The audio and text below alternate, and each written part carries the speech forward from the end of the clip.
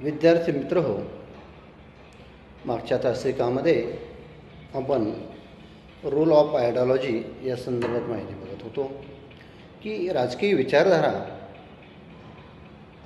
18व्या-19व्या शतकामध्ये निर्माण झाल्यानंतर यांनी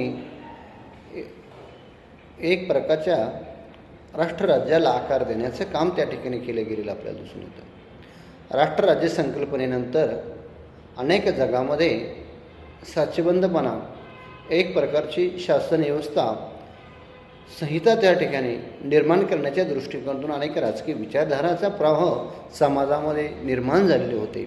आजच्या या तासिकामध्ये आपण या राजकीय विचारधारांचा समाजामध्ये, राष्ट्राच्या प्रगतीमध्ये कशा स्वरूपाची भूमिका त्या ठिकाणी राहत आलेली आहे, या भूमिकांचं या ठिकाणी आपण परामर्श या ठिकाणी घेणार आहोत. तर विद्यार्थी मित्र हो, राजकीय विचारधारा म्हणजे विशिष्ट सामाजिक, आर्थिक आणि राजकीय उद्दिष्टे साध्य करण्यासाठी मांडलेली विचारांची प्रणाली होय. राजकीय विचारधारेमध्ये विशिष्ट प्रकारच्या त्या ठिकाणी सामाजिक, आर्थिक, राजकीय उद्दिष्ट साध्य करण्यासाठी मांडलेल्या विचारांची त्या ठिकाणी आपल्याला दिसून येते. तर विद्यार्थी मित्र हो, राजकीय विचारधारा म्हणजे विशिष्ट सामाजिक, आर्थिक आणि राजकीय उद्दिष्ट साध्य करण्यासाठी मांडलेली विचारांची प्रणाली होय. समाज आणि राजकारणाला दिशा या राजकीय प्रणालींचं त्या ठिकाणी भूमिका बघत असताना सर्वप्रथम समाज आणि राजकारणाला एक प्रकारची दिशा देण्याचं काम या पॉलिटिकल आयडिओलॉजीने त्या ठिकाणी केलेलं आहे. यामध्ये समाज, राज्यसंस्था कशी असावी याची एक ब्ल्यूप्रिंट त्या विचारधारेच्या आधारे त्या ठिकाणी आपल्याला दिसून येते. भारताने स्वातंत्र्यानंतर प्रजासत्ताक दिनाच्या अंमलबजावणीनंतर म्हणजे 26 जानेवारी 1950 नंतर जी काही लोकशाही स्वरूपाची राजवट चालवली आहे, संसदीय लोकशाही, ही संसदीय लोकशाहीची एक ब्ल्यूप्रिंट म्हणजेच आपली भारतीय राज्यघटना होय. भारतीय राज्यघटना हा आपल्या देशाच्या वाटचालीचा एक आरसा त्या ठिकाणी आपल्याला दिसून येतो. भारतानं कशा स्वरूपाची शासन व्यवस्था अंगीकारायची आहे, समाजाची कोणकोणती कर्तव्य आहेत, व्यक्तीचे देखील अधिकार आणि कर्तव्य कोणती आहेत, याचा या भारतीय लोकशाही विचारधाराच्या आधारे त्याची इत्थंभूत माहिती त्या ठिकाणी आपल्याला मांडलेली दिसून येते. म्हणजे आपले राज्य संस्था जी आहे संसदीय लोकशाहीची, तिचे कायदेमंडळ, कार्यकारी न्यायमंडळ यांचे कार्य त्या ठिकाणी दिलेले आहेत. व्यक्तीचे कार्य आहेत किंवा सामाजिक संस्था जे का आहेत किंवा पंचायत राज असेल, या संपूर्णपणे जवळपास 395 कलमं त्या ठिकाणी मूळ राज्यघटनेमध्ये त्या ठिकाणी घातलेली आपल्याला दिसून येते. 22 प्रकरणं ही काय आहे, आपल्या शासन व्यवस्थेची एक ब्ल्यूप्रिंट आहे. आपल्या देशाची आपल्या देशाचा राज्यघटना कशी असावी याचा आत्मा त्या ठिकाणी आपल्याला भारतीय राज्यघटनेमध्ये भारतीय शासनाचा, भारतीय समाजाचा त्या ठिकाणी आत्मा आपल्याला दिसून येतो. म्हणजे विचारधारेची भूमिका त्या ठिकाणी समाजाला वळण लावणे, देशाच्या उद्देशाला किंवा दृष्टिकोनाला वळण देण्याचे काम त्या ठिकाणी करत असते. देशाची ध्येय धोरणे त्या रोल ऑफ आयडिओलॉजीचा एक भाग त्या ठिकाणी आपल्याला म्हणता येईल. आज जगामध्ये आपण बघतो साम्यवादी देशांची जी काही राजवट आहे त्या ठिकाणी साम्यवादी म्हणजे समाजाच्या मालकीची सर्व संपत्ती राहील, व्यक्तीला श्रम विभागानुसार त्या ठिकाणी अधिकार मिळालेले आपल्याला दिसून येते. आज भारतीय समाज म्हण आणि चीनचं समाज म्हण, रशियाचे समाज म्हण यामध्ये देखील फरक आपल्याला त्या ठिकाणी आढळून येतो. त्यांच्या शासनाच्या कार्यामध्ये, विचारांमध्ये देखील खूप मोठे तफावत आपल्याला दिसून येते. म्हणजे या ठिकाणी मला असं म्हणायचं आहे की ही तफावत जी आहे त्या देशांच्या विचारधाराशी निगडीत आहे.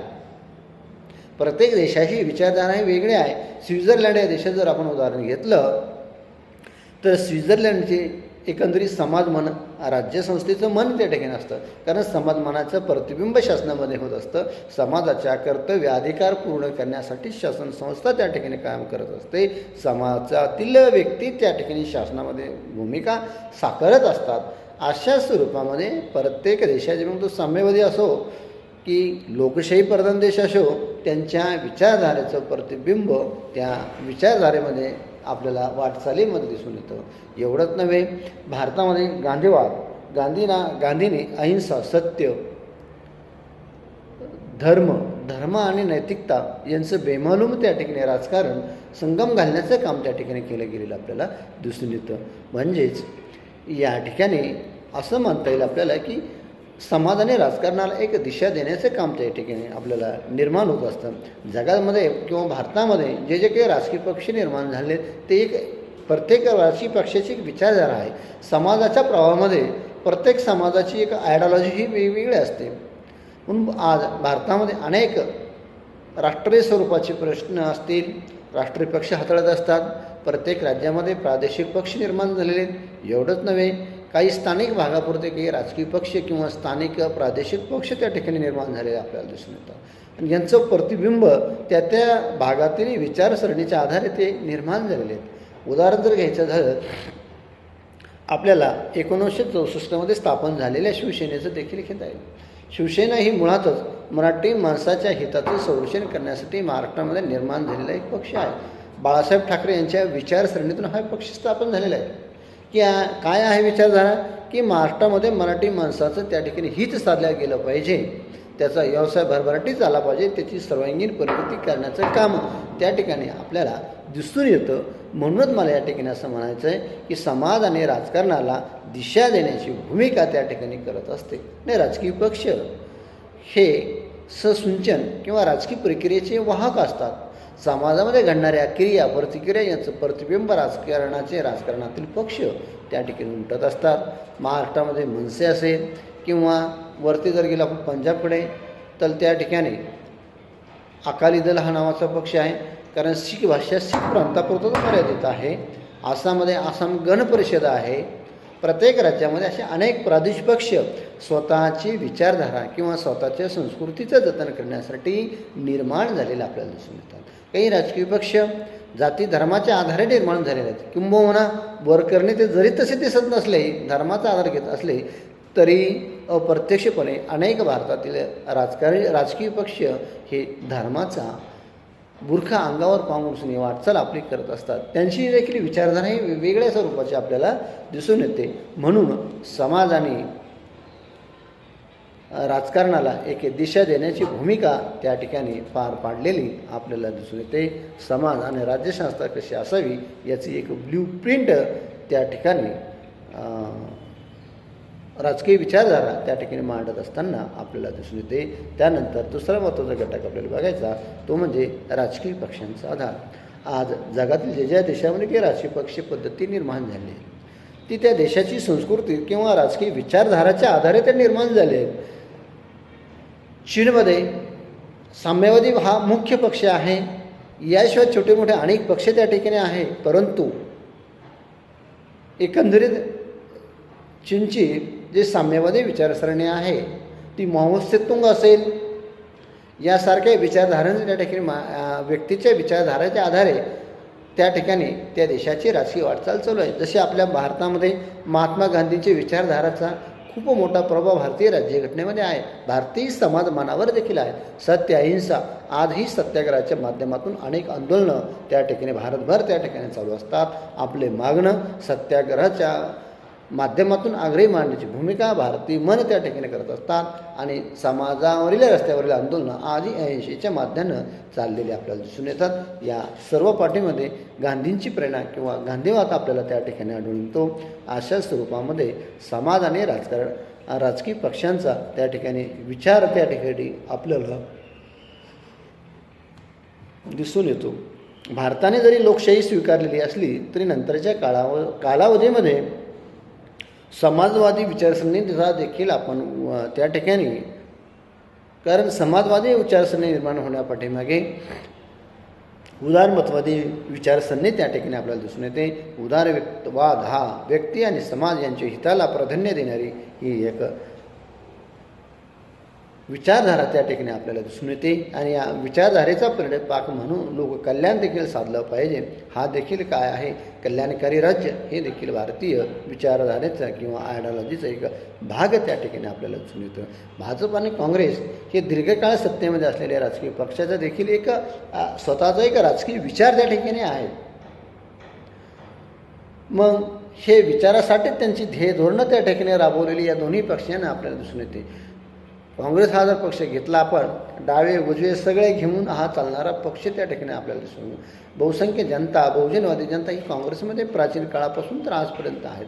परंतु या काँग्रेसमधील जे काही राजकीय नेतृत्व होते यांच्या विचारामध्ये भिन्नता निर्माण झालेली आपल्याला दिसून येते. मग काही वेळेस अनेक व्यक्तींनी काँग्रेसमध्ये फुटून त्या ठिकाणी अनेक पक्षांची स्थापना त्या ठिकाणी समाजवादी पक्ष असेल, जनता दल असेल, BJP असेल, हे पक्ष त्यामधून निर्माण झालेले पक्ष आहेत की विचारधारा जर आवडली नाही तर स्वतःच्या विचारधारेला साजेसा एक राजकीय पक्ष भारतामध्ये निर्माण झालेला आपल्याला त्या ठिकाणी दिसून येतो. म्हणून मला या ठिकाणी म्हणायचं आहे की प्रत्येक राजकीय पक्ष एक राजकीय विचारधारेचा भाग त्या ठिकाणी आपल्याला दिसून येतो. महाराष्ट्रामध्ये मनसे असेल, शिवसेना असेल, राष्ट्रवादी काँग्रेस असेल,